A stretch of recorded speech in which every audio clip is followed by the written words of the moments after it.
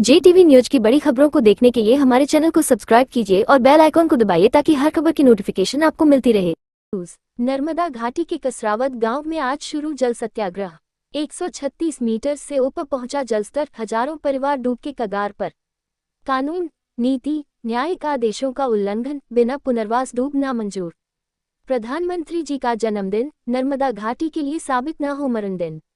नर्मदा घाटी के सरदार सरोवर क्षेत्र के 170 से अधिक गांव में 2023 के मानसून में जल स्तर बैकवाटर बढ़ने से हजारों मकान, बिना भूअर्जन हजारों एकड़ खेत भी डूबग्रस्त और बर्बाद हुए थे। इस साल फिर से घाटी के किसान, मजदूर, मछुआरे, कुम्हार, पशुपालक, दुकानदार समुदायों के हजारों परिवारों के द्वार में डूब के रूप में खड़ी है चुनौती।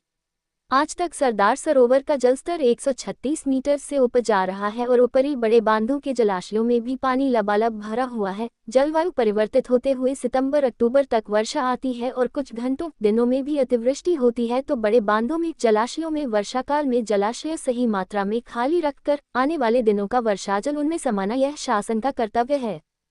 CWC केंद्रीय जल आयोग की नियमावली का यही सिद्धांत है।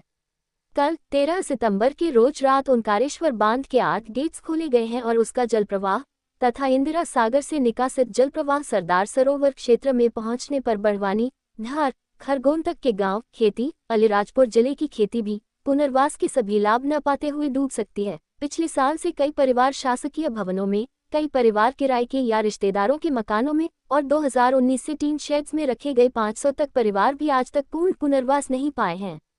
बिना पुनर्वास डूब नामंजूर। नर्मदा घाटी के हजारों लोगों का नारा नहीं, अधिकार और संकल्प है। शासन की संवेदनशीलता की यह परीक्षा है।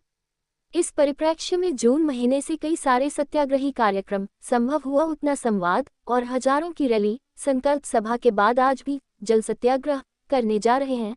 घाटी के किसान, मजदूर कसरावत गांव में, जहां बाबा आमटे जी ने सालों तक डेरा डाला था, आंदोलन के समर्थन में, जहां 2023 तक पशुपालक, दलित, मछुआरे, कई परिवार डूबग्रस्त होते रहे, वहीं आज सुबह से शुरू हुआ जल सत्याग्रह। मध्य प्रदेश, गुजरात, महाराष्ट्र तथा केंद्र शासन को चेतावनी भरा आह्वान भी है कि नर्मदा के बांधों से जल नियमन प्रभावी, समयबद्ध तरीके से करें। सरदार सरोवर के गेट्स पर्याप्त मात्रा में खोलकर जलस्तर अब आगे नहीं बढ़ने दें। पीढ़ियों पुराने नर्मदा किनारे बसे परिवारों को बर्बाद न करें और आने वाले वर्ष भर में युद्ध स्तरीय कार्यवाही के द्वारा सबका न्यायपूर्ण पुनर्वास करें।